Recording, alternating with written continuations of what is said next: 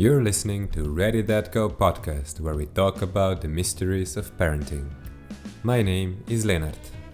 And my name is Demian. Among other things, we explore books on parenting and discuss the chapters on this podcast. Join us on our journey as we attempt to incorporate our new knowledge into everyday fatherhood.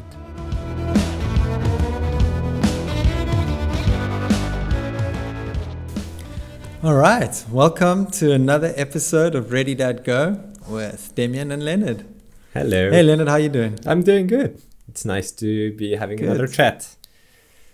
Oh no, I always love our chats. Yeah. It's interesting, we always have these kind of long chats before we start recording. And those are very valuable too, and I appreciate them. Yeah, me too. Maybe we should just press record, and even if it goes on for 2 hours, we can always decide if we want to. Yeah, that'd be interesting, yeah. Share that stuff as well. So before we dive too deep, I just wanted to say another thank you out to our audience and to the people who take the time to listen to our podcast. It's fascinating to hear from you, and so as an audience, please write to us. Even if you don't want to publicly write anything, just send us something, questions, anything you might be thinking about. Like and subscribe as well. It's always nice to see that you're watching and listening. Yeah. So thank you to you guys. Thank you. We had these great plans last week to do some of these exercises on attachment and some of the exercises from the previous chapter. And we realized that it's actually quite a lot of work, and we realized the importance of attachment, and we decided to focus a whole episode on those exercises. So we're not going to go into that today, but next week we're going to dedicate an episode to attachment and what we've learned from the exercises. Yeah. And that kind of brings us to this week's chapter. I wanted to just tell a quick story about Jack and I. The weather is getting slightly better in Budapest now, and so we're spending a bit more time outside. And Jack's getting more and more confident on his bike. He can confidently stop by himself. Starting riding his bike is still a bit of a challenge. But we ended up going on a fat mission yesterday, and we drove to Margaret Island, and we parked in Margaret Island because Jack didn't want to take the bikes to Margaret Island. But what he didn't realize is the park that we love to go to is on the other side of the island from the parking lot. So we had to get there, and he cycled the whole way there, which is about 1.6 kilometers, and he cycled the whole way back. So he did over 3Ks on his bike, which was amazing, brilliant. Awesome. I mean, he was so tired last night, but it was fantastic. Awesome. He was kept going. We stopped in between, and he says, "Okay, Daddy, my legs are tired now. Let's find a bench and sit down." He's very clear, and then okay, let's sit down, let's have a break, and then we'll start again. So yeah, that was a fun little anecdote of Jack and Dem adventures from this last week. Awesome. I had a fun week with Noelle as well. She's becoming very, very talkative, and she talks a lot, and it's so amazing to listen to her. That's so cool. Yeah, she wakes up at 6 in the morning, and she just lies in her bed for 45 minutes, and she just talks about. And this week, as we were eating dinner, I asked her what she's going to do when she grows up, when she's going to be big. And she said that she's going to have a job, and that she's going to make a movie about Budapest, and that she's going to have a purple computer. And then for the next 15 minutes, we were just talking about she's going to have a house and 3 baby girls and trampolines and slides and a pool and stuff like that. And then the next morning she woke up at 6 and she just talked for an hour about the discussion we had previous night. So I'm really enjoying this conversation and just looking her think and how her mind works, because it's really incredible. That's so awesome. Yeah, it's really awesome. Oh. Nice. So if we continue with the chapter 7, how we keep it together and how we fall apart, the high road and the low road, as Daniel Siegel calls it. It was a really interesting chapter because it goes even in more depth, or it explains even more the things I already talked about. I talk I think, a couple of times about bodily sensations that I feel when Noelle doesn't cooperate, how I get filled with tightness in chest and stuff like that, and how I react many times then impatiently or angrily.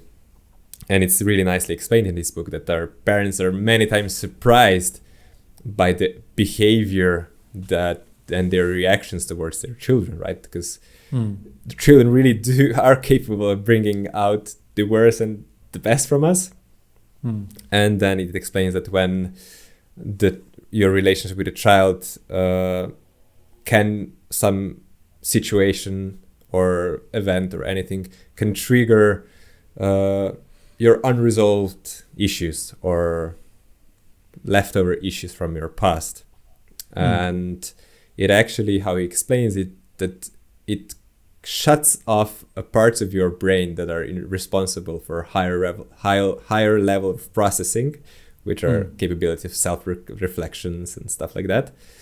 And you basically become what he calls it the low road. So you start operating on a lower road of your capabilities, and you become much more inflexible, and he calls it like a different state of mind. And there is a story later in chapter where father explains that now he understands why it's called you're losing your mind, because it actually parts of your brain shut off and you can become flooded by feelings such as fear, sadness, rage, and these intense emotions can have like difficult responses, or you can react in a way you don't want to react. And this is called entering the low road, right? So it's like we said before, implicit memory, that you don't have awareness that you're recollecting, invokes in you emotions that are really intense and shuts off parts of your brain, so you can't consciously react or keep the connection with your child. And then that's how I explain to myself then the impatience, or the when I start nagging at Noelle, oh come on, let's do this, you can do this faster, or let's do and be more stern and unkind and stuff like that. So that's like the low road processing. And then he calls the high road processing, where it involves the rational, the reflective thought processes in your mind, right? You're capable of control, I would say. Maybe you're capable of control, of decisions, of retaining connection with your child, and it allows us to be flexible in our choices, right? And to keep the values and everything we want in raising our children. It's fascinating, because a lot of the I speak for myself here, but one of the things that I'm working on a lot are boundaries. And when one thinks of boundaries, sometimes my reactions are become inflexible, because I feel like, okay, I need to assert my boundaries, so my responses become inflexible because this is what I need. But so I can quite quickly fall into the trap of going into the low road. But now to be able to clearly and lovingly implement my boundaries, I need to really, really take that high road and be mindful and integrative, and really it's a give and take game, which was spoken about a lot in the different chapters. Last night it was my turn to put Jack to bed, and I often tell him stories, just made up stories, and I told him 2 stories, and I told him we were going to have 2 stories only, and he loves to push the boundaries, and he says, almost every single time, if I say it's 3 stories, he'll say I want 5. If I say 2 stories, he says I want 3. And after the 2 stories, I said, okay, Jackie, that's the stories for the night. Let's have a kiss goodnight and say thank you, Daddy, for the stories. No, I want more stories.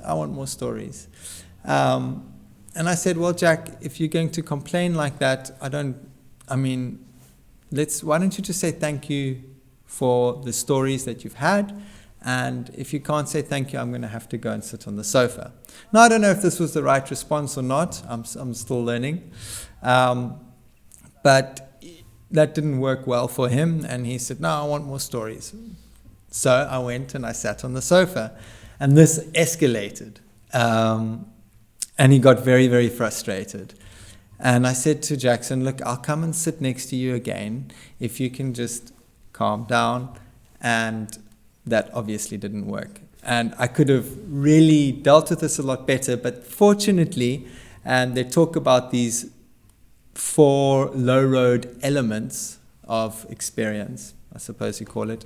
But I managed to dig myself out of the situation by consciously realizing, okay, this is not going well. I immediately went up to the bed and said to Jack, like, let's just try. We both need to breathe deeply here. Let's count to 10 together. And I said, I'm going to start counting and you're welcome to join me. With a big smile on my face, I'm like, 1, 2. And he just stared at me and he was grumpy and he was still moaning and groaning. And by the time I got to 8, he had this smile on his face and he started to count with me. And it was 8, 9, 10. And by the time we got to 10, we were both feeling a lot better about the situation. And I said, see, Jack, we can deal with this. I can deal with it better. And I asked him to apologize and say thank you for the stories again. And he apologized for screaming and shouting. And he said, thank you so much for the stories. And the rest of the evening, we cuddled and he went to sleep very, very quickly. And we were both happy and content. And there are these 4 elements of the low road. There's the trigger that initiates this leftover or unresolved issues. There's the transition where you kind of feel on the edge. Then there's the immersion where you're trapped in the sense of low road. And then there's the recovery, how you get out. And that experience last night, I could clearly feel each of those elements. And I must say I was relatively proud of myself that I managed to get out of it relatively quickly. And I still learn. I mean, it's always a learning process. So, yeah, of course. And these triggers just come out of nowhere. That's what they're about. So I've always wondered what type of implicit memories I have. And I've come to realize that maybe something to do with one of my leftover issues is setting boundaries for myself. And so this is something I'm having to work on. And for the first time, it's become so clear. I've spoken to my wife a lot about it. But I think just going through these processes has brought it to light. And I'm quite excited about being able to put a pinpoint on it. Yeah. So, yeah, tell us more about the chapter, Leonard. I really liked when because I'm always wondering what kind of implicit memories, unresolved issues are apparent. Because what I realized is that similarly to what there is a story about a father who becomes really enraged and angry with his daughter when she doesn't cooperate. And I realized that that's the things that triggers me the most is the same, right? I'm really, when Noelle takes her time and she, in the morning when I want to get her dressed, brush her teeth, she would just lie down in the bathroom floor for 25 minutes and do nothing, right? And it's driving me crazy, right? And then it's a similar story with this father who would get really enraged and stuff. But how it explains it, that he felt rejected by his daughter, right? His body, his implicit memory was those of rejections, right? It's normal that the kid tests boundaries. It's normal. Children do that, right? Yeah. But the feelings we experience in our body are so over the top for the actual situations that it's almost obvious they don't belong in this time and place, but there's something old. And especially feelings of rejection. And so I was wondering as well, is this my problem? Do I feel rejected by Noelle when she doesn't cooperate? It's very possible, right? Yeah. Because implicit memories, they just start here and now. It's with no warning and can be very intense. But what's also very important about that story is how the same situation can have these implicit triggers for parents, but they aren't necessarily the same triggers for all parents. Yeah, of course. We might all get frustrated and have a similar reaction, but what triggered our reaction can be very different. Like you said, it could be rejection, and for me it could be the sense of being able to set boundaries, or which I'm just still trying to figure out.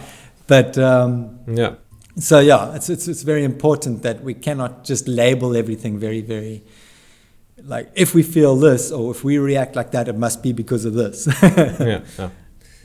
And also, what I've come to realize after reading this chapter is that, like, how many times in a day you come to that entry point towards low road, right? And how many times you go over it or you don't go over it. And there's a lot of factors that influence if you're tired, if you are stressed out, many things, right? So as we do this podcast and read these books, it's become really clear in what the way how I feel and how my wife feels and how I connect with Noelle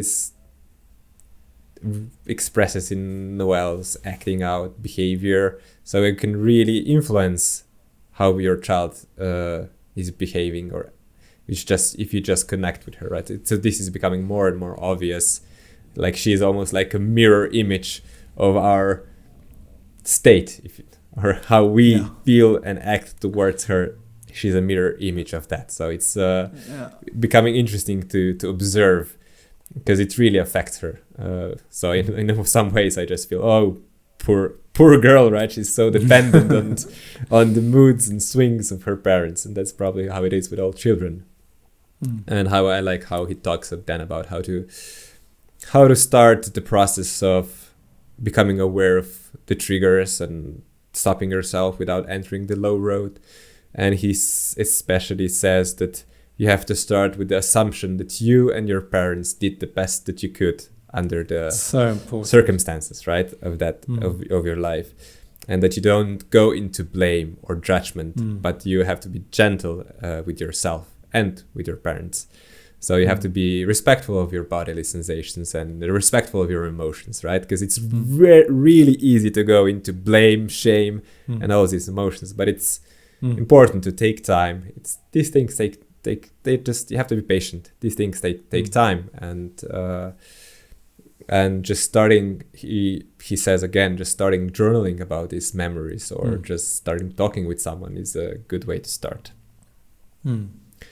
Absolutely. Yeah, and also he talks about, at the end of the chapter, he talks about loss and grief, and how we connect loss and grief with this tragic loss, right? With death of a loved one, or with divorce and stuff like that. But children can experience loss and grief in different situations as well. Like, you move from one house to another house, that can trigger serious emotions of grief and loss in a child, or she goes from one kindergarten to another, or she gets a new nanny. And these are all situations that for us don't see a big deal, but for the children it can really rock their world in a way. Absolutely. And because it is their world. Yeah, it is their world. Yeah. So, and it's important then through storytelling and through concrete experiences, we help them explain and make sense of what is happening, right? And then in the end, there is this story of a child that went shopping with his father for a baby mattress. And as they were leaving the store, the dad went straight for the car and put the mattress into the trunk. And the kid was left somewhere behind, but like 2 meters behind. And because his father, he couldn't see his father. And in that moment, a child experienced, oh my God, my father left me, right? Yeah. But dad was like, hey, I'm here. Come on, let's go home. And then when they get home, luckily the mother listened to the story of the child, to the story of the father, and then explained to the child what happened. That it was just, that father was right there, that you weren't abandoned. He was just taking the mattress into the car, because the child experienced like serious emotions of abandonment, and that's scary because it affected him. Absolutely. Right? And then the mother helped him make sense of the story. And at the end, she even said, and if you have any questions about what happened, you just ask me. And then before he went to sleep in the bed, he would ask again, Mom, did Dad really abandon me by the store? So I just like this example. It's how these things that don't feel like a big deal for us can be a really big deal for our children, and it's important Totally. to help them make sense of it, just to not overlook them. No. And it also shows how resilient our children are as well. Yeah. I mean, they can go through these massive ordeals and still come out smiling on the other side. Yeah. It's phenomenal. I mean, both your family and mine, we've done a lot of moving and traveling in the first 3 years of their lives. Yeah. And they've both incredible, happy children and can laugh at the world and let the world laugh with them. And it's just phenomenal. Yeah. I have to say, I'm so proud of our children in spite of us. Me too. In spite. Yeah. And that proves the individualism, as you were saying as well, Leonard, like we are a mirror to their feelings and their emotions, but they are also independent individual human beings as well. Absolutely. One must remember that. Absolutely. And they're becoming more and more so. Like Noelle is, Yeah. she's incredible. Now she wants to choose her own clothes every morning. She wants to dress herself as she will. She's just like complete. And it takes more time than I would want it to take. But she's really then like proud of herself. Like, look at me. Like, I've dressed myself as I want. And it's really nice to see how they are developing. Yeah, it's beautiful. Yeah. So, all right, I think this is it for today.